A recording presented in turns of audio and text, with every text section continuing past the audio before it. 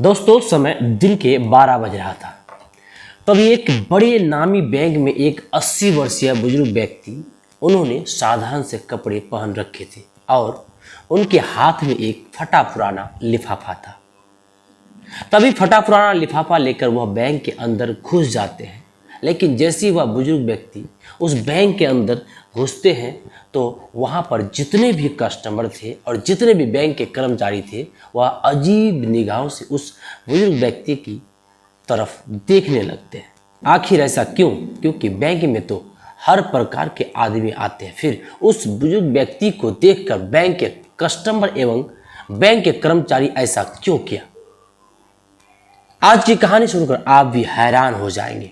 आदाब दोस्तों, मेरा नाम है प्रिंस और आप देख रहे हैं सच्ची कहानी हिंदी 2.0 एवं आप हमारे फेसबुक पेज पर देख रहे हैं तो सीमांचल एक्सप्रेस न्यूज। तो दोस्तों, वह बुजुर्ग व्यक्ति का नाम था ठाकुर भानु प्रताप। ठाकुर भानु प्रताप जी, जिनकी एक हाथ में छड़ी और एक हाथ में पुराना लिफाफा पकड़ रखा था, वह धीरे धीरे काउंटर की तरफ बढ़ने लगते हैं जो काउंटर ग्राहक के लिए था और ग्राहकों की मदद करने के लिए एक सुंदर सी महिला वहां बैठी हुई थी, जिस महिला का नाम ममता थी। अब वह बुजुर्ग व्यक्ति धीरे धीरे ममता की तरफ पहुंच गए थे, लेकिन बैंक के अंदर जितने भी लोग थे और जितने भी बैंक के कर्मचारी थे, सभी की निगाहें ठाकुर भानु प्रताप जी के ऊपर टिकी हुई थी। इसके बाद वह ममता के पास जाते हैं और जाने के बाद बड़ी ही आदर पूर्वक कहते हैं कि देखिए मैडम, मेरे अकाउंट में पता नहीं क्या हो गया है, यह अच्छी तरह चल नहीं रही है। ऐसा कहकर ठाकुर भानु प्रताप जी उस फटे लिफाफे को ममता की तरफ बढ़ाते हैं। लेकिन ममता ठाकुर भानु प्रताप जी के कपड़ों को देखकर उन्हें जज करती है और कहती है कि बाबा, क्या आप कहीं गलत बैंक में तो नहीं आ गए हैं? मुझे लगता है आपका खाता इस बैंक में नहीं होगा। लेकिन तभी ठाकुर भानु प्रताप जी बड़ी ही सहजता से कहते हैं कि बेटी, एक बार तुम देख तो लो, शायद हो सकता है मेरा खाता इसी बैंक में हो। उसके बाद ममता लिफाफा रखते हुए उनसे कह देती है कि बाबा, इसमें थोड़ा सा टाइम लगेगा और आपको कुछ देर तक वेट करना होगा। ऐसा कहकर ममता बैंक में मौजूद अन्य लोगों का काम करने लगती है और ठाकुर भानु प्रताप जी वहीं पर खड़े होकर वेट करने लगते हैं। थोड़ी देर तक वह वेट करते हैं और वेट करने के बाद दोबारा से कहने लगते हैं कि बेटी, अगर तुम थोड़ी बिजी हो तो तुम मैनेजर को फोन कर दो, दरअसल मुझे उससे भी कुछ काम है, तो मैं उनसे भी कुछ बात कर लेता हूं। इसके बाद ममता ना चाहते हुए भी अपना फोन उठाती है और फोन उठाकर मैनेजर के केबिन का नंबर डायल कर देती है। फोन करने के बाद मैनेजर राजीव को बता देती है कि एक बुजुर्ग व्यक्ति आपसे मिलना चाहते हैं, आप कहो तो मैं उनको वहां भेज देती हूँ। इसके बाद जो मैनेजर राजीव होता है वहीं से ठाकुर भानु प्रताप जी को देखने लगता है और ठाकुर भानु प्रताप जी बड़ी ही साधारण दिखाई दे रहे थे। तभी मैनेजर फोन पर ममता से पूछने लगता है कि क्या यह हमारे बैंक का कस्टमर है या फिर ऐसे ही मुंह उठाकर चला आया है। तो वह कहती है कि सर, यह बात मुझे तो नहीं पता, लेकिन यह आपसे मिलने की बात कर रहे हैं। तो उसके बाद मैनेजर कह देता है कि ऐसे लोगों के लिए मेरे पास टाइम नहीं है, तुम ऐसा करो, इन्हें वही बैठा दो, थोड़ी देर बैठकर वहां से चले जाएंगे। अब क्या था, ममता को आदेश मिल गया था बैंक मैनेजर की तरफ से, तो ममता को आदेश मानना ही था। ममता ठाकुर भानु प्रताप जी को वहां पर वेटिंग एरिया में बैठा देती है और कहती है कि बाबा, आप वहां पर बैठ जाओ, थोड़ी देर में ही मैनेजर साहब फ्री होकर आएंगे और उसके बाद आपसे मिल लेंगे।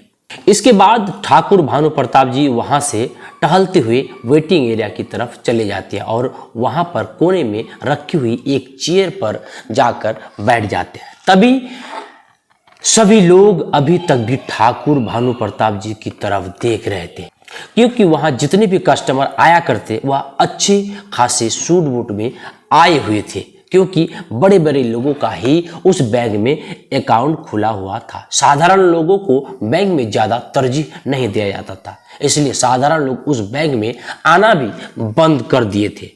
लेकिन ठाकुर भानु प्रताप जी ने साधारण से कपड़े पहन रखे थे और देखने से लग भी रहा था कि इनका अकाउंट इस बैंक में नहीं होगा, क्योंकि उस बैंक के अंदर काफी अमीर लोगों के अकाउंट रहा करते थे और यहाँ पर ठाकुर भानु प्रताप जी का अकाउंट होने का कोई सवाल ही पैदा नहीं हो रहा था।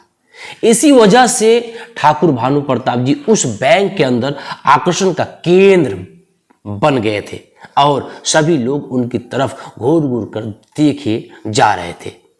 इधर तरह तरह की बातें उनके बारे करते जा रहे थे। यह बातें ठाकुर भानु प्रताप जी को भी सुनाई देने लगा था, लेकिन वह इन चीजों को इग्नोर करने लगे और अपना नंबर आने का वेट करते रहे। वह सोचते कि थोड़ी देर में मैनेजर आएगा और उससे मैं बात कर लूंगा। इस बैंक के अंदर एक और व्यक्ति छोटे पोस्ट पर काम किया करते थे, जिसका नाम था अमन। अमन बाहर गया हुआ था और जैसे ही वह बैंक के अंदर आता है तो देखता है कि एक बुजुर्ग व्यक्ति जो कि वेटिंग एरिया में बैठा हुआ है। उनके तरफ सभी लोग देख रहे हैं और उनके बारे तरह तरह की बातें कर रहे हैं, क्योंकि उसे कोई भिखमंगा कह रहा तो कोई कह रहा है कि इस बैंक के अंदर तो इसका अकाउंट हो ही नहीं सकता और यह भिखारी यहाँ पर कैसे आ गया, ऐसे लोगों को इन लोगों ने क्यों बैठा रखा है। इस तरह की बातें उसके बारे में चल रही थी और यह सभी बातें अमन भी सुन लेता है। तो उसके बाद अमन धीरे धीरे ठाकुर भानु प्रताप जी के पास जाता है और वहां पर जाकर बड़े आदर के साथ उनसे पूछने लगता है कि दादाजी आप यहाँ पर क्यों आए हो और क्या काम है आपको, क्योंकि अमन को यह सब कुछ बड़ा ही बुरा लगता है। वह बुजुर्ग व्यक्ति के हालात को देखकर थोड़ा सा परेशान हो जाता है और इसी वजह से वह उससे पूछने के लिए गया था।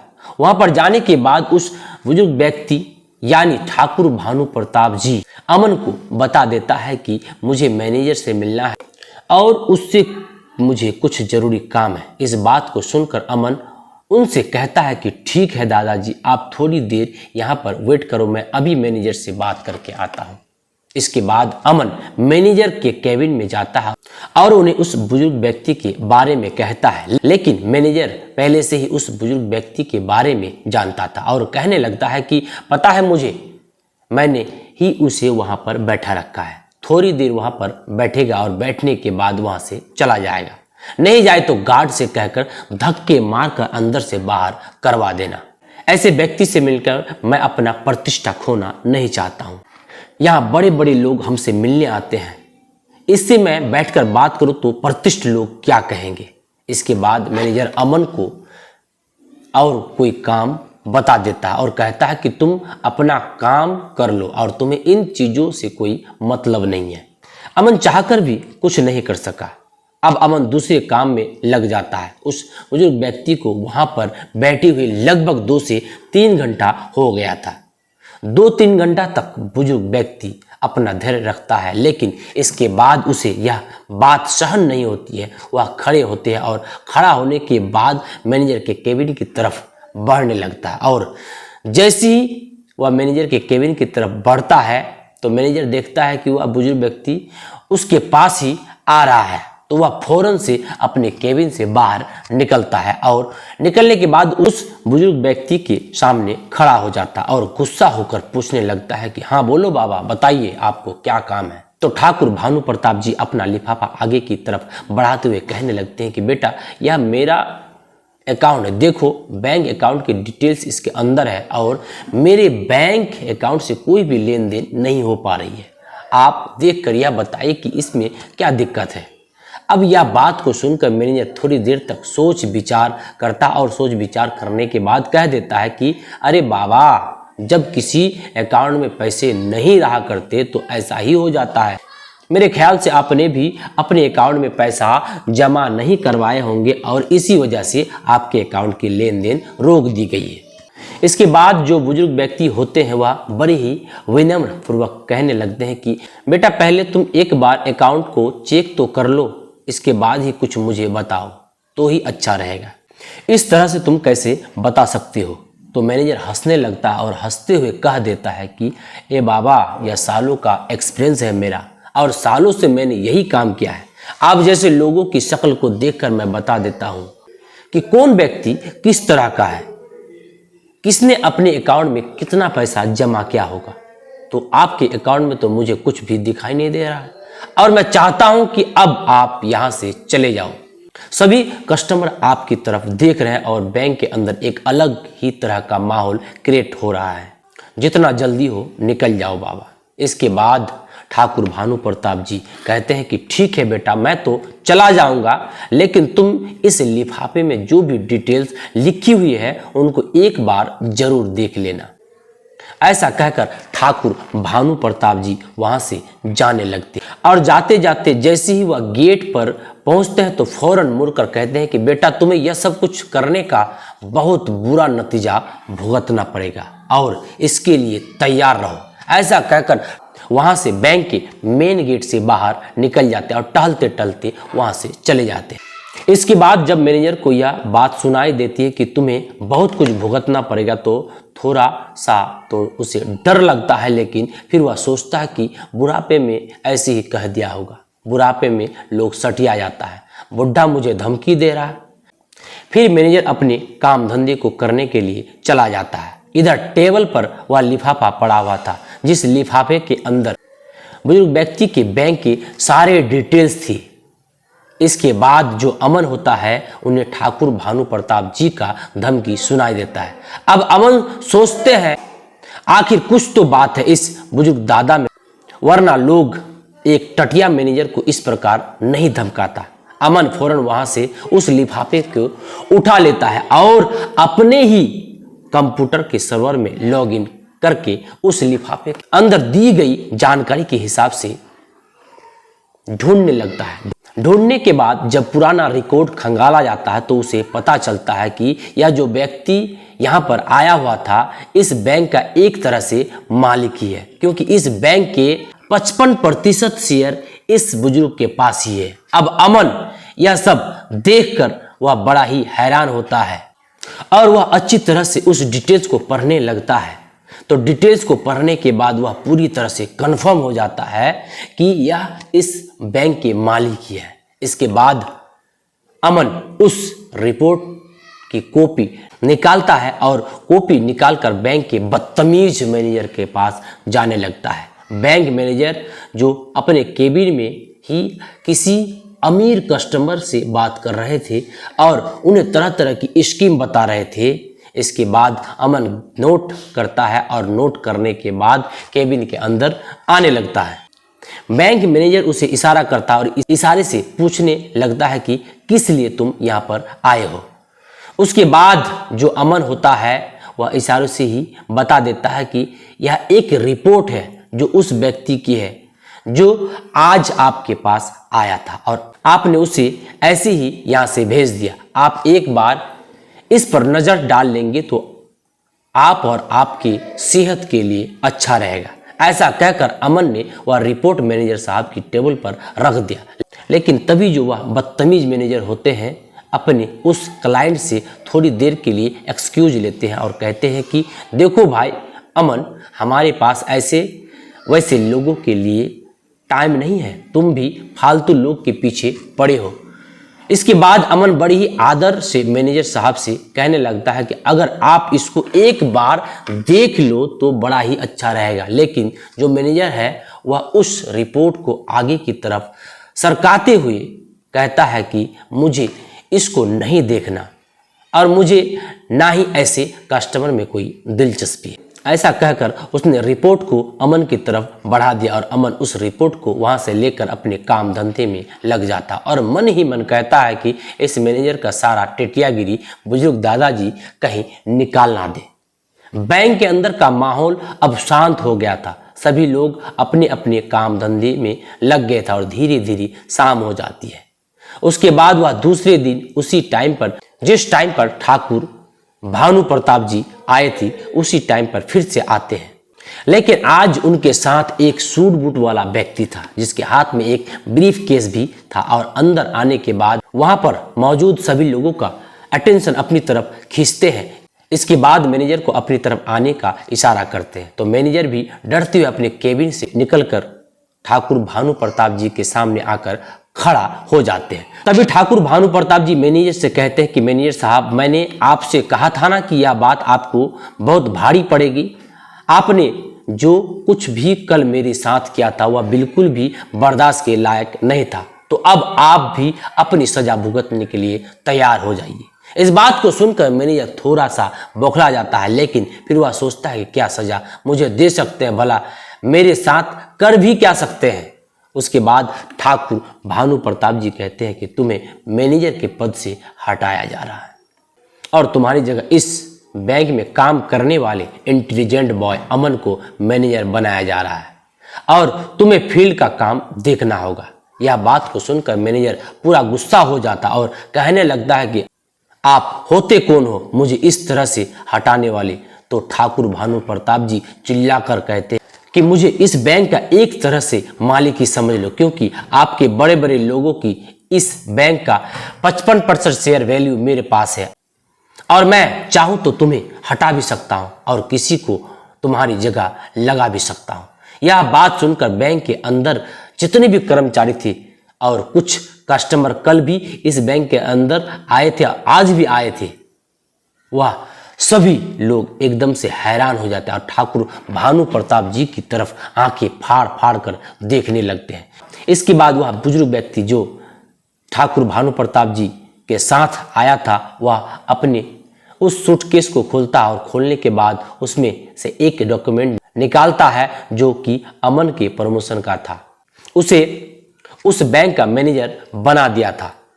उसके बाद दूसरा लेटर निकालता है जिसको बैंक मैनेजर को दे देता है और कहता है कि अगर तुम्हें फील्ड में ड्यूटी करनी है तो तुम बेशक कर लो, लेकिन मैनेजर बनकर तुम इस बैंक में नहीं रख सकते हो, तुम उस कुर्सी के लायक नहीं हो। यह बात सुनकर मैनेजर के पसीने छूटने लगते हैं और वह अपनी कल की गलती के लिए बुजुर्ग व्यक्ति से माफी मांगने लगता है। लेकिन तभी जो ठाकुर भानु प्रताप जी होते हैं वह उसे उठाते और कहते हैं कि माफी किस बात की मांग रहे हो और मैं किस वजह से तुम्हें माफ कर दूं।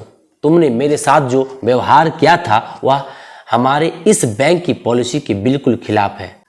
क्या तुमने कभी भी इस बैंक की पॉलिसी नहीं पढ़ी कि यहाँ पर गरीब और अमीर में कोई भी फर्क नहीं किया जाएगा और सभी को एक ही पलड़े में तोला जाएगा।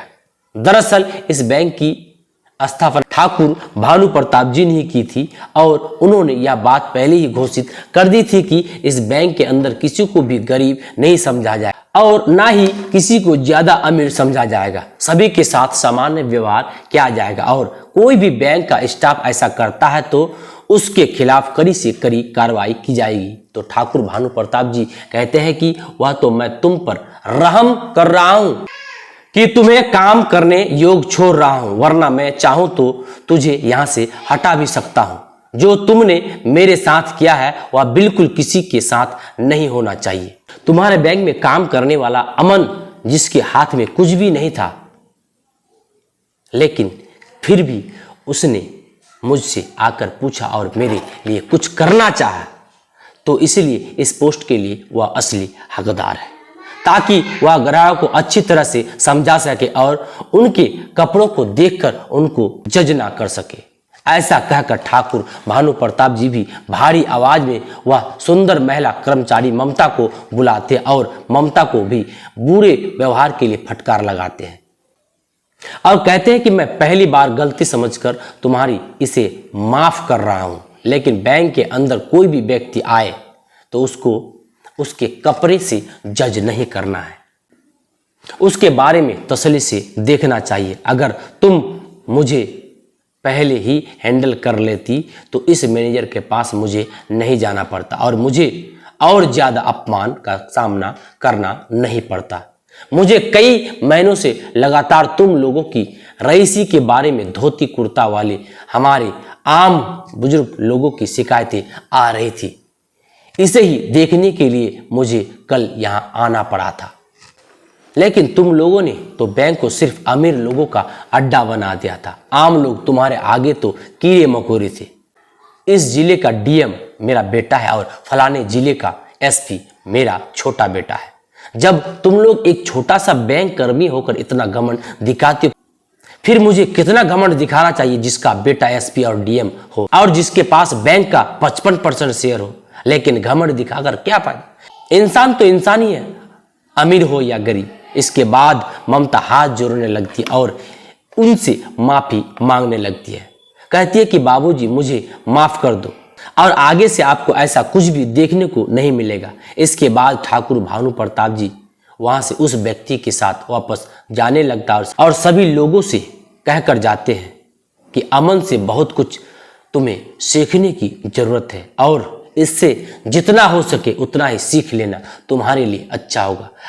अब मैं बीच बीच में यहाँ पर किसी ना किसी को भेजता रहूंगा जो तुम्हारी इन हरकतों के बारे में अच्छी तरह से मुझे रिपोर्ट दे सके। ऐसा कहकर ठाकुर भानु प्रताप जी वहां से चले जाते हैं और बैंक का पूरा स्टाफ इस बारे में बात करने लगता है और सोचता है कि अब अच्छी तरह से काम करना होगा, कहीं अगली बार उनका नंबर ना आ जाए।